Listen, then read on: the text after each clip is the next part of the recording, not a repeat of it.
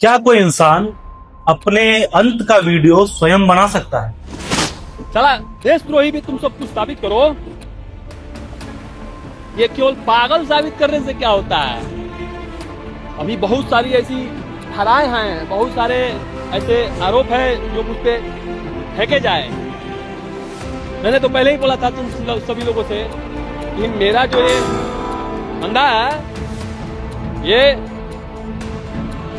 पूरे समाज और पूरे देश का बोझ अकेले अपने कंधों पे खा सकता है। तो उठाया हूं कि नहीं बताओ? एक अकेला तुम सब पे कितना भारी पड़ रहा है रे? हाँ? बिहार का भोजपुर जिला, तारीख 17 जून 2026।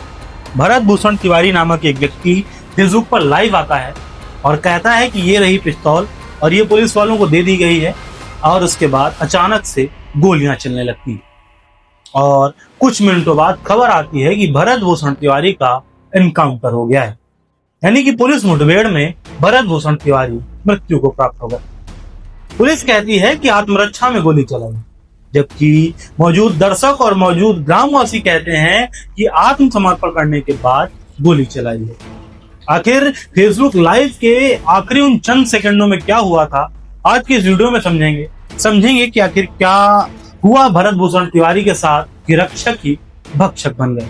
पुलिस अपना पक्ष रखती है और कहती है कि भरत भूषण तिवारी एक दुर्दांत अपराधी था और उसके ऊपर कई सारे मुकदमे दर्ज थे और उसको आत्मसमर्पण करने के लिए कई बार मौका दिया गया, लेकिन उसने आत्मसमर्पण नहीं किया, इसलिए उसके ऊपर गोली चलाई गई और उसे मार दिया गया। ये पुलिस का पक्ष था, लेकिन गांव के लोग कहते हैं कि भरत भूषण तिवारी कोई अपराधी नहीं था। हाल फिलहाल में या पिछले कई सालों में उसके ऊपर कोई भी मुकदमा दर्ज नहीं हुआ, कोई भी क्रिमिनल रिकॉर्ड भरत भूषण तिवारी का नहीं था। साल 2020 में जो शख्स सुर्खियों में आया, जिसने प्रधानमंत्री श्री नरेंद्र मोदी को एक पत्र लिखा और कहा कि कोविड वैक्सीनेशन के लिए अगर किसी शरीर की जरूरत है, किसी मानव शरीर की जरूरत है, तो भरत भूषण तिवारी अपने शरीर का बलिदान देने के लिए हाजिर है। आखिरकार वो व्यक्ति कैसे अपराधी हो सकता है? साल 2020 से लेकर साल 2025 तक भरत तिवारी ने कई सारे सामाजिक कार्य किए। कई बार उसने बागेश्वर धाम तक पैदल पदयात्रा करी, हिंदू राष्ट्र बनाने की मांग करी, जिस व्यक्ति को जीवन में जातिवाद कभी छू भी नहीं पाया।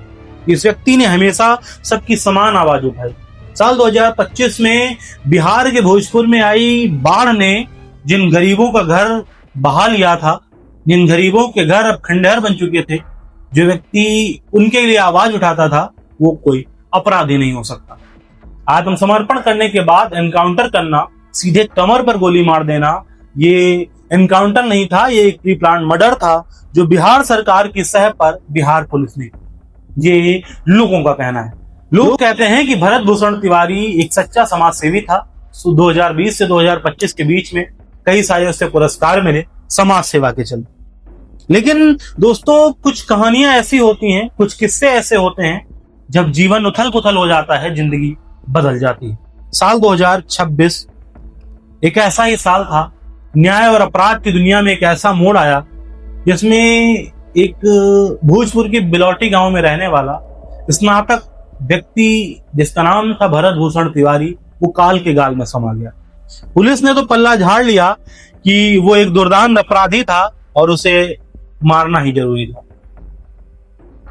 लेकिन भोजपुर से आई इस खबर ने न सिर्फ बिहार में, न सिर्फ भारत में, बल्कि बहुत सी जगहों पर भरत तिवारी को एक शहीद का दर्जा दे दिया।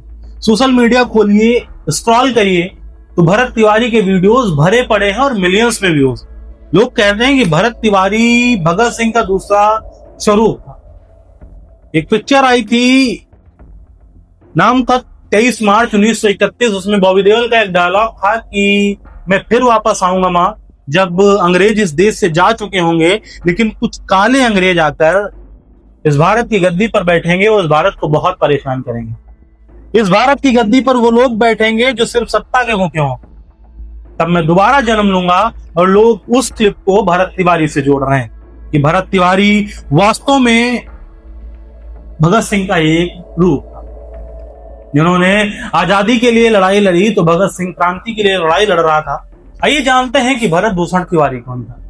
भरत भूषण तिवारी के पड़ोसियों और गांव वालों की बात माने तो अपने इलाके में एक एक्टिविस्ट का काम करता था, एक सामाजिक कार्यकर्ता के रूप में जाना जाता था। इलाके में जब भी बाढ़ आती थी, सड़क टूटती थी, नालियां टूटती थी, तो भरत तिवारी एक वीडियो बनाता था और फेसबुक पर डाल देता था और अधिकारियों से मांग करता था कि इनकी सुधार की व्यवस्था की जाए। भरत तिवारी का ना तो कोई आपराधिक बैकग्राउंड था, ना ही कोई बाहुबली था, ना ही कोई नेता था, ना ही कोई ऐसा व्यक्ति था जो इलाके में चुनाव लड़ने की तैयारी कर रहा। एक युवा था जिसने स्नातक किया था, बीएससी पूरी कर चुका था और अब समाज में एक बदलाव चाह रहा था। वो चाह रहा था कि समाज में ऐसे भ्रष्ट अधिकारी अब ना रहें जिनको गरीब और मजलूम जनता दिखे। वो सिर्फ गरीबों और मजलूमों की आवाज उठाता था, जिस बात से बिहार सरकार काफी नाराज हो गई कि उसकी जो करनी करतूत है वो सीधे फेसबुक पर लाइव आ रही है और जनता उसे देख रही है। ये चलता रहा, लेकिन ये घटना तब तेज हो गई, ये घटना तब ज्यादा बढ़ गई जब 15 जून के आसपास एक घटना घटती है और फेसबुक पर एक पोस्ट आती है भरत तिवारी के अकाउंट से, जिसमें वो आजादी के युद्ध का ऐलान करता है और कहता है कि अब आजादी का युद्ध होगा और बिगुल बजेगा, सभी आएंगे। और इसके अलावा कई सारे अधिकारियों को धमकी भी दी जाती है, ऐसा बिहार पुलिस का कहना था। 15 जून को बिहार पुलिस एसटीएफ के साथ में दबिश देती है भरत तिवारी के घर पे, लेकिन भरत तिवारी नहीं मिलता है। 2 बार दबिश दी गई, लेकिन भरत तिवारी नहीं मिला। जाहिर सी बात है, अगर किसी व्यक्ति को पता चल जाए कि पुलिस उसे मारने के लिए ढूंढ रही है तो अपने घर पे नहीं मिले। भरत तिवारी भी नहीं मिला। धीरे धीरे भरत तिवारी के ऊपर दबाव बनाया जाने लगा, उसके परिवार के ऊपर दबाव बनाया जाने लगा, माता पिता को अरेस्ट किया गया, फैमिली पे ऐसा प्रेशर दिया गया जो नहीं देना चाहिए था। फिर उसी 15 जून के आसपास बिहार पुलिस और बिहार सरकार ने एक टैग दे दिया कि भरत तिवारी मानसिक रूप से विक्षिप्त व्यक्ति है, जिसने जगदीशपुर के एसडीएम को धमकी दी और सोशल मीडिया पे पोस्ट करके गायब हो गया। उसका दिमागी संतुलन खो चुका है, इसलिए उसको अरेस्ट करना बहुत जरूरी है। पुलिस का कहना था कि भरत तिवारी का व्यवहार पिछले कुछ दिनों से काफी आक्रामक हो चुका था। जाहिर सी बात है, आक्रामक हो जाएगा, क्योंकि कोई व्यक्ति जब सिस्टम की मार से परेशान होता है तो न चाहते हुए भी आक्रामक हो जाता है। फूलन देवी ने भी हथियार उठाया था, पान सिंह तोमर ने भी हथियार उठाया था, चंद्रशेखर आजाद ने भी हथियार उठाया था और भगत सिंह ने भी हथियार उठाया था। ऐसे अनगिनत नाम मैं आपको दे सकता हूं जो सिस्टम की मार से परेशान होकर आखिरकार फिर बंदूक और पिस्टल का सहारा ले लेते हैं। उन्हीं में से था भरत तिवारी, जो सिस्टम की मार से परेशान था। सिस्टम ने उसे मानसिक रोगी और मेंटली डिप्रेस्ड व्यक्ति घोषित कर दिया था कि इस व्यक्ति की अब किसी बात पे कोई जो है ध्यान न दिया जाए। तारीख आती है 17 जून, जिस दिन के बाद बिहार और संपूर्ण भारत बदल गया और हर तरफ भरत तिवारी की क्रांति की मांग होने लगी, भरत तिवारी के लिए न्याय की मांग होने लगी। दोपहर 12 बजे से लेकर 2 बजे के बीच का समय था। कई सारी गाड़ियों में बिहार पुलिस और बिहार एसटीएफ पहुंचती है भरत तिवारी को घेरने के लिए। भरत तिवारी अकेला होता है, पुलिस चारों तरफ से घेर लेती है। बुलेट प्रूफ जैकेट, कई सारी गाड़ियां, वेल मेंटेन वेपन्स और ऐसी टेक्नोलॉजी के साथ पुलिस पहुंची थी कि आज भरत तिवारी को मुर्दा ही पकड़ना है, क्योंकि जिंदा पकड़ने का उनका कोई मकसद नहीं था, ऐसा उनके गांव वाले ही दावा करते हैं। 1 बजे के आसपास भरत तिवारी फेसबुक पे लाइव आ जाता है कि ये सामने पुलिस आ चुकी है और पुलिस ने अब सांत्वना दी है कि जो हमारी मांगे हैं उनको पूरा किया जाएगा, इसलिए ये हथियार डाल दिया जा रहा है और मैं आत्मसमर्पण कर दे रहा हूँ। ये कहने के बाद वीडियो चलता है और भरत तिवारी अपना पिस्तौल ऐसे फेंक देता है। फिर कुछ झंझलाहट होती है और अचानक से वीडियो बंद हो जाता है और धाए धाए धाए गोलियों की आवाज आ जाती है। 10 मिनट के बाद खबर आती है कि पुलिस मुठभेड़ में भरत तिवारी ढेर। अब लोगों का मानना यह था कि जिस व्यक्ति ने स्वयं सरेंडर कर दिया, जिस व्यक्ति ने आत्मसमर्पण करके हथियार दे दिया, उसके ऊपर गोली चलाने का क्या मतलब था? और अगर गोली चलाई भी गई, जब उस व्यक्ति ने सामने से हथियार फेंक दिया तो सामने से फायरिंग कहां से कर सकता है? अगर गोली चलाई भी गई तो पैर पे क्यों नहीं चलाई गई? क्यों उसके कमर पे गोली मारी गई? अरेस्टिंग के दौरान उसके शरीर में सिर्फ 3 गोलियां लगी थी, जबकि पोस्टमास्टर में 5 गोलियां पाई गई। ऐसा कैसे पॉसिबल है? भरत तिवारी के लिए आवाज उठाने वाले लोगों ने, भरत तिवारी के परिवार वाले लोगों ने कहा कि जिस वक्त पर भरत तिवारी का एनकाउंटर किया गया, फर्जी एनकाउंटर किया गया, एक प्री प्लान मर्डर किया गया, उस वक्त पर भरत तिवारी के पिता और माता को थाने में बैठा के रखा गया और उसके बाद इस घटना को अंजाम दिया गया। बिहार पुलिस कहती है कि सामने से हार्ड फायरिंग हुई, जिसके चलते हमने उसके ऊपर गोली चला दी। अब बात ये समझ में नहीं आती है कि जहां पर पुलिस एक तरफ दावा ठोकती है कि ये व्यक्ति मानसिक रोगी है, तो वहीं दूसरी तरफ गांव के लोग ये कहते हैं कि जो व्यक्ति समाज के लिए इतना एक्टिव था वो मानसिक रोगी कैसे हो सकता है।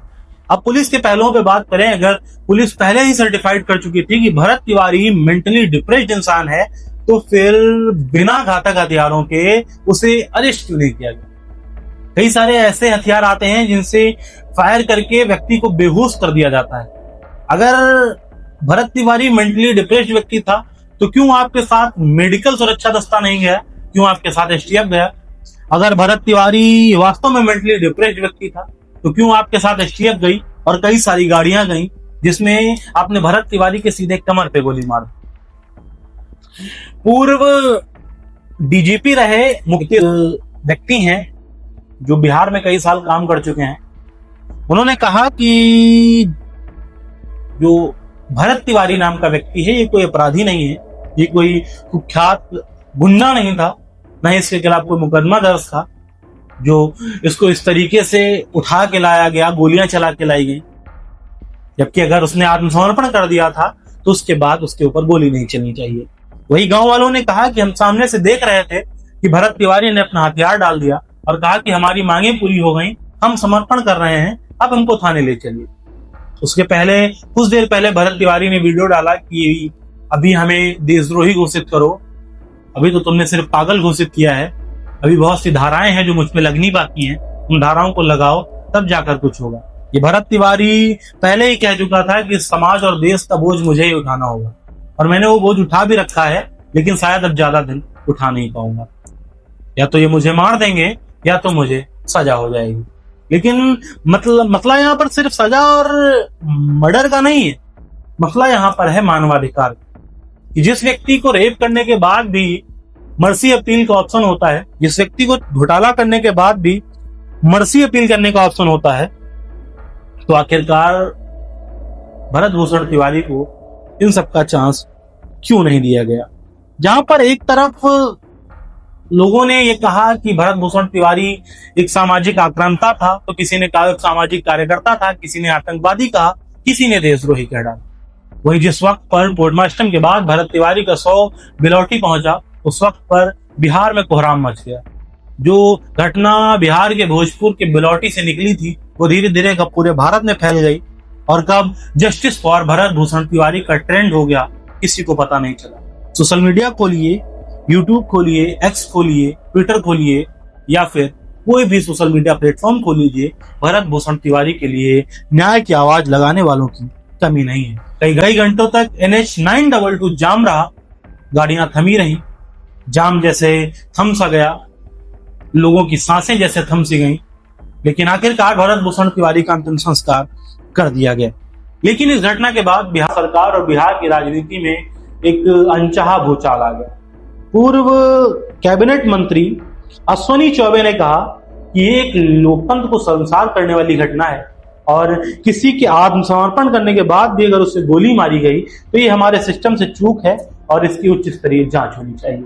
प्रमुख विपक्षी नेता तेजस्वी यादव ने कहा कि लोकतंत्र को शर्मसार करने वाली ये भाजपा सरकार है जिसने उल्टा प्रदर्शनकारियों और परिजनों के खिलाफ FIR दर्ज कर ली है।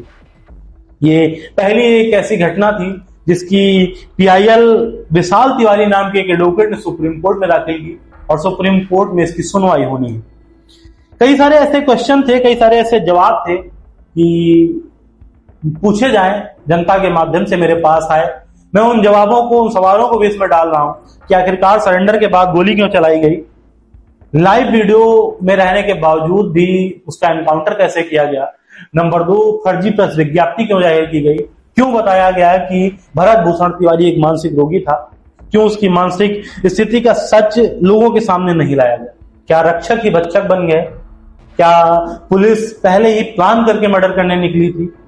क्या सरकार के किसी दबाव में आकर पुलिस ने इस घटना को अंजाम दिया? ऐसे बहुत से सवाल थे लोगों के जो मैं इस वीडियो के माध्यम से आपसे पूछ रहा हूं।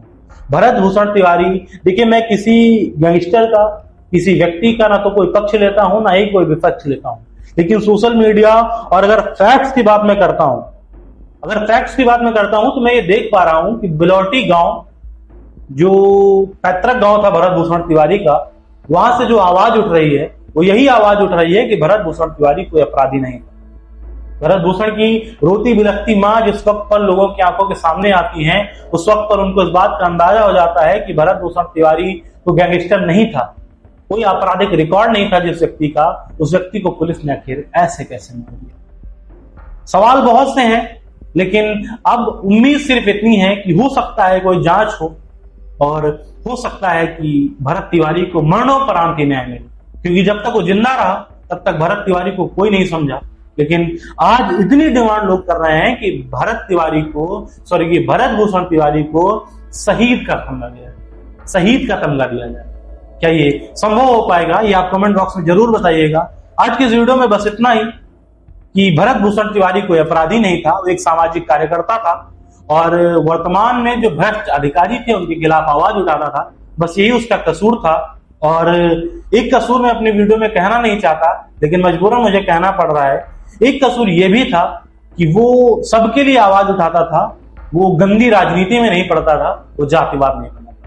बस यही कसूर था भरत भूषण तिवारी का। भरत भूषण तिवारी के लिए एक विनम्र श्रद्धांजलि, और वीडियो अगर पसंद आया तो दोस्तों के साथ शेयर जरूर।